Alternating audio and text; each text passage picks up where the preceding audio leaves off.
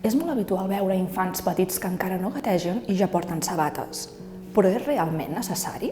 Quan el nen o nena comenci a gatejar, amb uns senzills mitjons antilliscants serà suficient. Tot i que, si és possible, sempre serà millor que balli descalç, ja que tindrà major percepció de la superfície i menor risc de relliscades o caigudes quan intenti posar-se dret.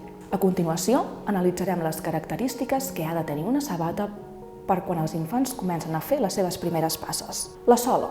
El gruix ha de ser mínim, aproximadament d'uns 3 mil·límetres, per així tenir major percepció del tipus de superfície i que sigui flexible a la zona dels dits. La puntera. Sempre haurà de ser ampla, millor anatòmica o quadrada, i que permeti el moviment lliure dels dits dintre de la sabata. El drop. El diferencial de gruix de la sola entre taló i l'avantpeu de la sabata. Ha de ser igual a la zona de taló i dits, és a dir, ha de ser una sola totalment plana. La plantilla. Ens haurem de fixar que la sabata porti una plantilla extraïble, ja que ens servirà de guia per comprovar si la sabata li ha quedat petita.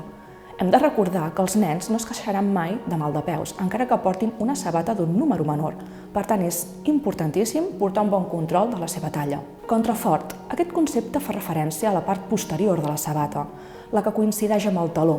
En aquesta no hauria de ser rígid. Si agafem la sabata per la zona del taló, ha de ser totalment deformable. Material de tall. Pel que fa al material amb el que està fabricat el calçat, ha de ser preferiblement flexible i transpirable, intentant que no presenti costures internes per així evitar lesions dèrmiques per fricció.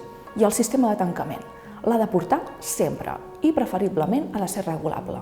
I amb l'objectiu de que l'infant pugui anar adquirint autonomia, sempre serà millor que el tancament sigui mitjançant velcro.